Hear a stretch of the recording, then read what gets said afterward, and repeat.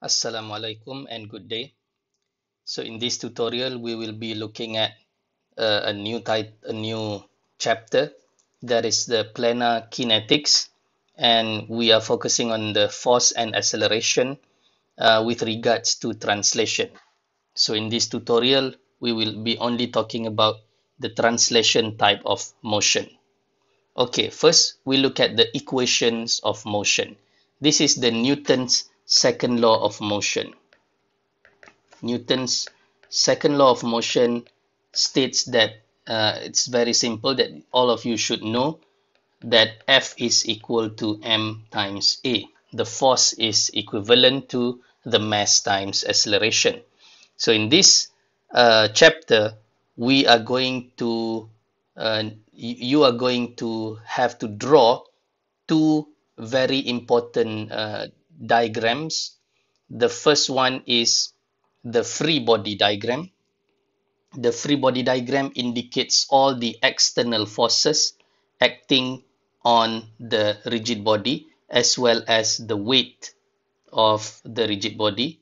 So you should be familiar with this because this you already did this in the statics class. Another diagram which you have not done in statics is known as the kinetic diagram. In this in dynamics, the rigid body, the object is in motion, so that's why we're going to have the motion in x-axis, which is indicated by magx. Ag means that the acceleration of the center of gravity. This point right here, indicated by the letter G, is the center of gravity of the rigid body. And sometimes you can also have the motion in y-axis, and also if rotation is involved, then you will have also the rotation component, which is indicated by ig alpha. So for the equation of motion, we're going to have three basic equations. The first one is you will be summarizing all the forces in x-axis. All the forces in x-axis. The second equation is you will be listing down all the forces in y-axis. And in the third equation, we will be calculating the moment. This is the moment equation. So you should be familiar with all of this because this also available in statics. But in statics, what is different between statics and dynamics? In statics, you have sum of force equals to 0. Why? Because there is no motion. If you notice from here, let's change the color. Okay, so if you notice, if we break it down here, you will note that this part of the equation belongs or is referring to the free body diagram, FBD, whereas this part of the equation is looking at the kinetic diagram, or KD. Okay, it is very simple. So the left hand side of the equation refers to the free body diagram. The right hand side of the equation refers to the kinetic diagram. That is why you have to draw these two diagrams, and it is very important, and it will give you a lot of marks by drawing these two diagrams.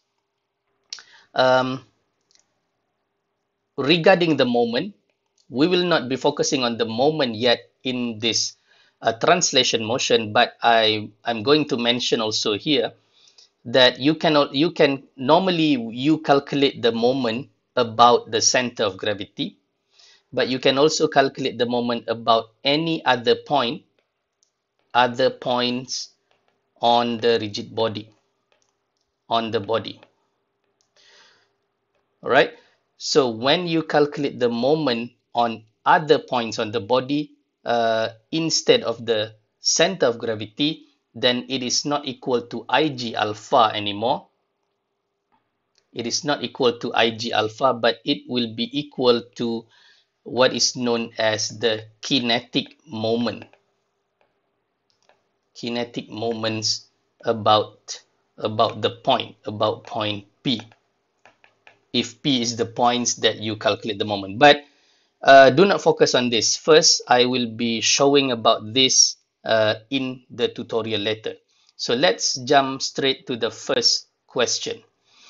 So in this question, we have a trailer with a mass of 150 kg. Okay, there's a mass of 150 kg of the overall mass. Center of gravity is given here. All right, and is subjected to a horizontal force over here. There is a force of 600 Newton. So what we want to determine is the trailer's acceleration. Okay, the acceleration of the trailer and the normal force. What is the normal force? Normal force is the force acting when there is a contact between the object and the ground. Contact with the ground. Right? So in this case, there are two contact points with the ground at wheel B as well as wheel A. So there will be two normal forces acting on this. All right. You have to bear in mind for this chapter, the first thing to do is to draw the free body diagram. All right. Okay. So we will be drawing free body diagram. Okay. The first force is definitely the weight, because the trailer has a mass of 150 kg. Everything that has mass will have the weight. Weight is equal to mass times the gravitational acceleration g. G, the value of g is, we take as 9.81 meter per second square. So the mass multiplied with this will give you the weight in Newton. All right. The second force acting on the trailer is the normal force at wheel A. We also have a normal force at wheel B, and we have the force P, the force P of 600 Newton. So this will be force P of 600 Newton. So that is the free body diagram. You notice that there is nothing about friction is mentioned in the questions, and therefore we assume that there is no friction. So we assume no friction because nothing is mentioned about friction. We will go into friction later. Okay, so that is the first diagram that you have to draw, free body diagram. The second diagram that you have to draw is the kinetic diagram. Kinetic diagram shows how is the motion of the rigid body of the object. So in this case, I'm going to ask you a question. Is the object moving up in y-axis? Is it moving to the right in x-axis? Or is it moving down in y-axis? Or is it moving to the left? Or is it rotating? Okay, so you have to indicate all motions involved. So what is the motion of this trailer? Definitely it is moving to the right. All right, definitely it is moving to the right only. So there is no motion in other axis. It is not moving up. It is not rotating. It is only moving to the right. And therefore, you're going to have only one arrow. Okay, motion to the right in x-axis. Right? So therefore, only one arrow you have in the kinetic diagram. So MAGX only. We don't have forces in y-axis, no force in y-axis, all right, and also no rotation as well, all right. So this is no, and there is no rotation also. All right, so we will start with the previous three equations. Okay, so you have to remember the equations that we need to use, there is a sum of fx, sum of fy, and also sum of moment about g. So these three equations are the equation that we will have to use. We will have to um, list all the things um, to solve the problem. Okay, so let's look at total force in x-axis, which is equal to magx. All right, so how many forces do you see acting in x-axis? Obviously, there is only one force acting in x-axis, which is the force P. All right, now that settles the left hand side.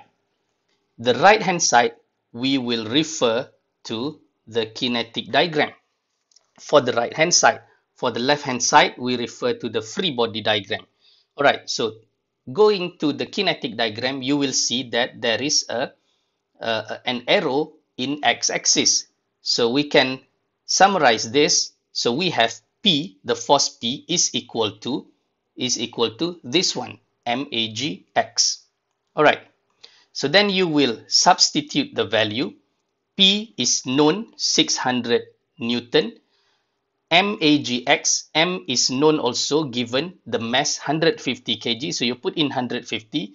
Straight away, we will be able to determine the trailer's acceleration, which is only in x-axis. So we have agx. Ag here means that the acceleration of the center of gravity.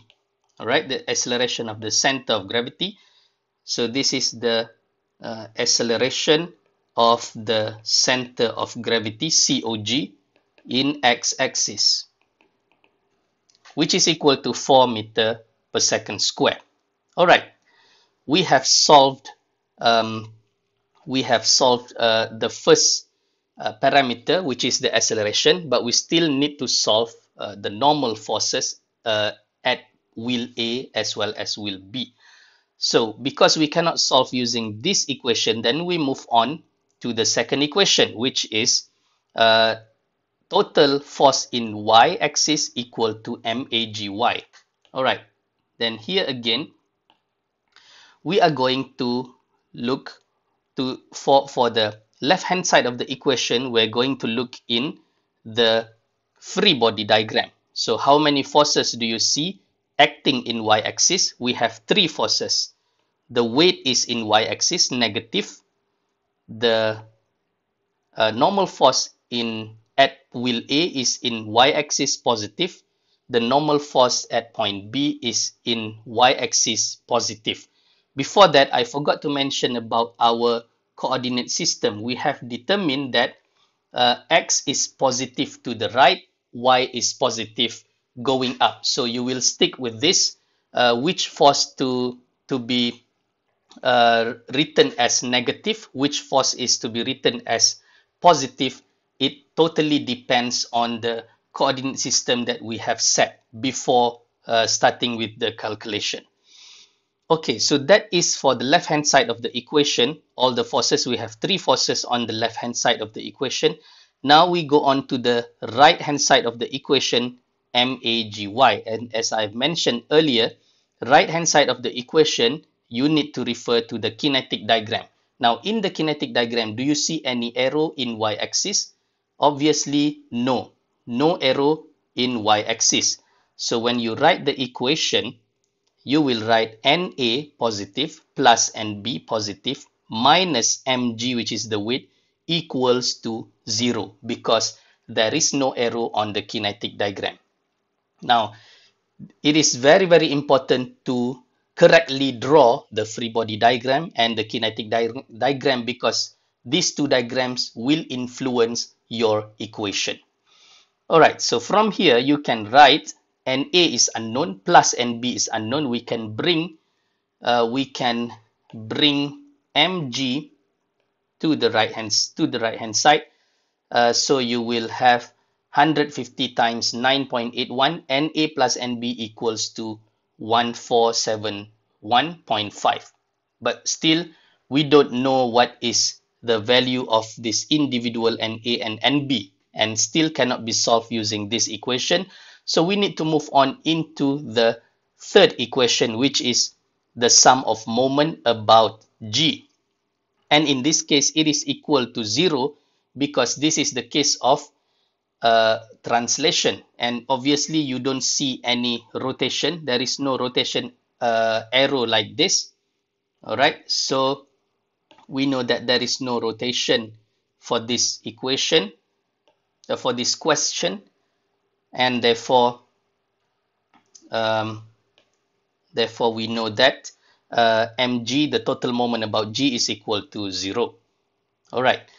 So I hope that you still remember how to calculate the moment about G.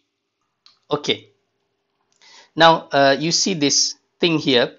Before we calculate the moment, we have to define which direction of the rotation is positive. In this case, I define as counterclockwise as positive. So this is point G is over here. So when we want to calculate the moment, NA is going counterclockwise to G. So you will multiply NA with this distance, which is 1.25. Okay, 1.25. So it is positive. All right, 1.25 times NA. Now NB going to G will be in clockwise. So this will be negative because we have set counterclockwise as positive. So when you have a clockwise rotation going to G, then it will be negative. So that's why it is negative here, minus 0.75. So you multiply with the horizontal distance, which is taken from here, 0.75, multiply with NB. And don't forget this force P here. Force P, you have a vertical distance to G. All right. So this force P going to G is going in this direction, which is counterclockwise. So this will be positive. That's why it is positive here. All right. And the height here is 1.25 minus 0.5 here. So you will have here 0.75. That's why you have 0.75 here. Multiply with the force P itself, which is 600 Newton. So solving this, you will have NA plus NB, sorry, you will have 1.25 NA minus 0.75 NB equals to 450, right? Equals to 450. That is the second equation. Previously, we already have the equation NA plus NB equals to 1471.5. So this is equation number 2. This is equation 2. This is equation number 1 from the previous Fy, sum of Fy. So you will solve this simultaneous equation to get NA equals to 326.8 Newton and NB equals to 1144.7 Newton. Thank you.